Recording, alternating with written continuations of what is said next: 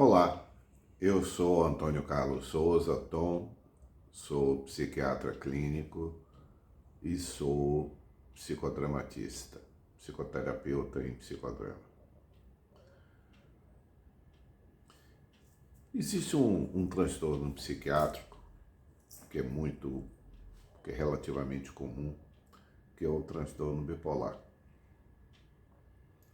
A par de que o transtorno bipolar já tem as dificuldades peculiares de tratamento como todo o transtorno, existe uma dificuldade, talvez a mais, no transtorno bipolar, que é um determinado tipo de transtorno bipolar, chamado transtorno bipolar tipo 2, que é quando a pessoa tem episódios de depressão marcantes, definidos, e a elevação de humor, em lugar de ser uma elevação de humor exagerada, grande, como é o caso da mania, em que é perceptível, muito nítido, que a pessoa está com o humor alterado, existe uma elevação mais discreta, mais próxima do normal, que é chamada hipomania. Então, o transtorno bipolar tipo 2 seria um transtorno bipolar em que a pessoa tem episódios de mania, ou tem episódios de depressão e tem episódios de hipomania. E é exatamente sobre a hipomania que eu queria me referir aqui agora. Elevar o humor é como acelerar um carro. Todas as funções mentais estarão aceleradas quando o humor está acelerado. O humor é aquela função nossa que dá qualidade à nossa vida. Então, o humor acelerado, ele estará mais eufórico, mais alegre, mas também pode estar mais irritado. A pessoa pode ter menos necessidade de sono. Não que ele tenha insônia, ele tem menos necessidade de sono, porque ele tem um estado de aceleração, o humor está elevado, existe uma aceleração nos processos cognitivos dele, e ao mesmo tempo a sensação de bem-estar é muito grande com hiperatividade. Então esse estado pilhado que a pessoa fica, quando é algo bastante perceptível para quem está em volta, nós chamamos de mania. Então a pessoa dorme pouco ou não dorme, faz múltiplas compras, aumenta consideravelmente os gastos dela, compra desnecessariamente muitas coisas naquele episódio. Se envolve em múltiplas atividades, tem uma sensação de poder grande, tem uma aceleração de fala, a pessoa fica, em psicopatologia nós chamamos de taquilálica ou logorreica, ou seja, a pessoa fala rápido e com muitas palavras, a pessoa vira uma carretilha, às vezes incompreensivelmente, e a sensação dela que ela tem na vida é de que ela tem todo o poder do mundo. Daí podendo chegar aos extremos dos chamados de ideias delirantes e de grandeza. Em ponto menor seria a sensação de bem-estar muito grande. Se nós pegarmos esse quadro que eu descrevi, que é um quadro intenso, que nós chamamos de mania, e reduzirmos a intensidade, as mesmas coisas, mas em menor intensidade, quanto menor for essa intensidade, mais difícil é diagnosticar o quadro hipomaníaco. Quando o quadro é de mania, facilmente se diagnostica porque ele é muito diferente do estado habitual das pessoas ou da própria pessoa. Mas os quadros de hipomania, quando eles são mais discretos, muitas vezes é difícil para o psiquiatra sozinho no consultório, sem nenhuma história prévia, diagnosticar isso com aquele paciente diante de você. Ele estará falando num tom mais alto, estará sendo mais desinibido, estará com um pensamento um pouquinho mais acelerado, mais eufórico. Mas a primeira pergunta que eu sempre faço na circunstância é: você habitualmente é assim? Porque há pessoas que são assim.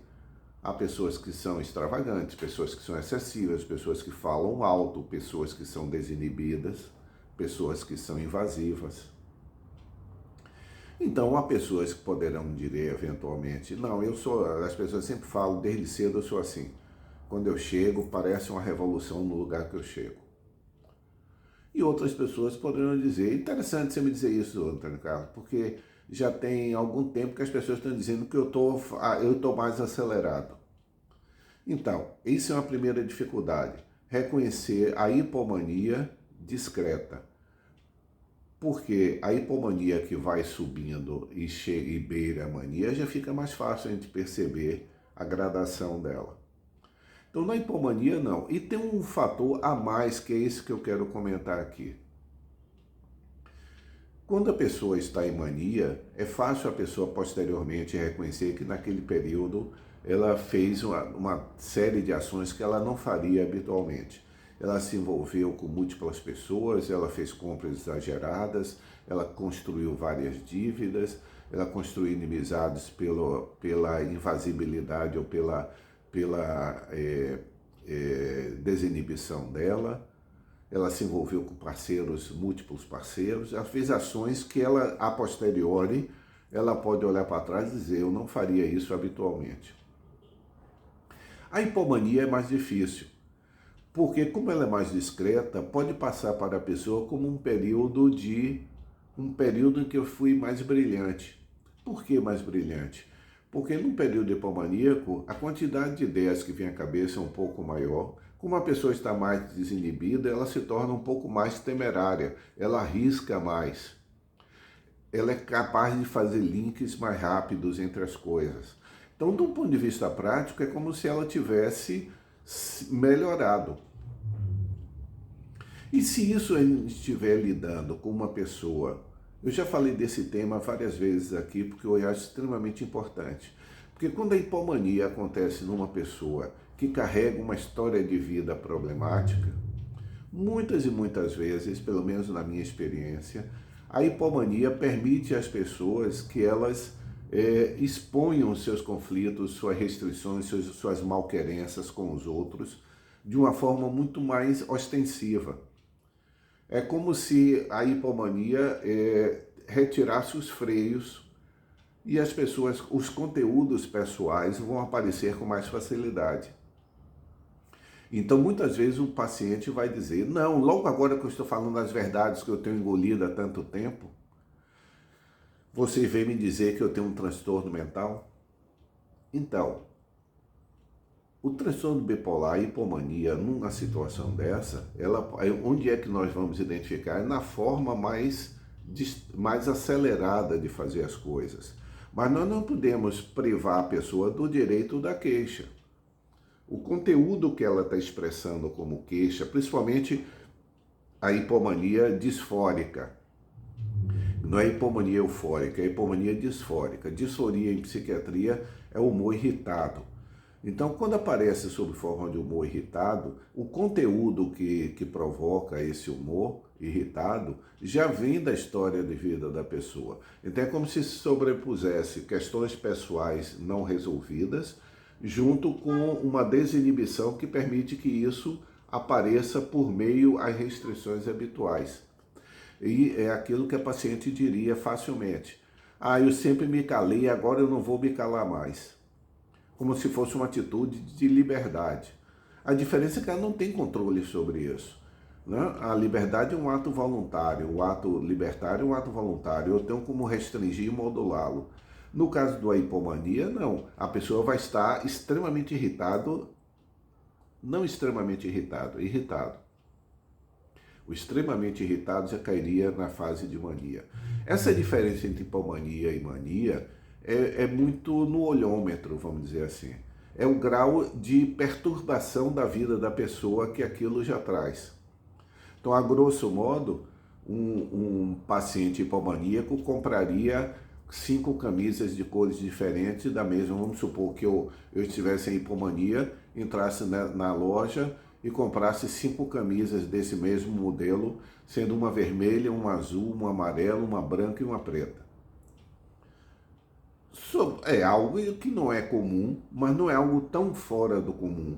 E não tão dificilmente racionalizável. Eu poderia dizer, mas eu gostei tanto desse modelo, dessa malha, que eu resolvi comprar todos e aproveitar.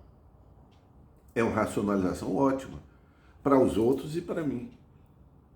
Na mania, eu compraria a loja.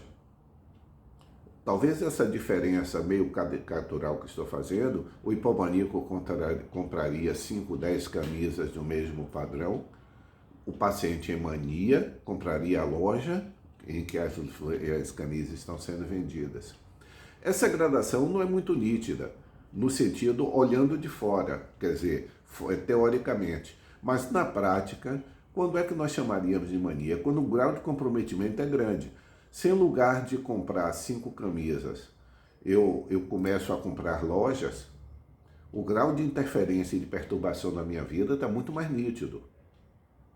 Mas um paciente que compre 5 camisas aqui, compre um barbeador novo, faça compras que são sempre justificáveis, porque é promoção, porque é isso. Por isso que o parâmetro é o momento anterior. Habitualmente você é assim? Não, mas ultimamente eu tenho resolvido aproveitar. A pessoa expressa como se fosse uma decisão dela. O que nós precisamos ver é se a galinha não veio primeiro do que o ovo.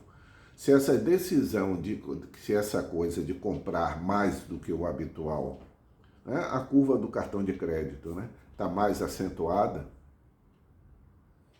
é fortuito, é casual, ou se trata de algo que vem sendo algo consistente nas últimas semanas, nos últimos meses, em que a pessoa ficou algo diferente do habitual. Ou para o lado da euforia, da desinibição, da temerariedade. Por que temerariedade? Porque o grau de avaliação de risco diminui.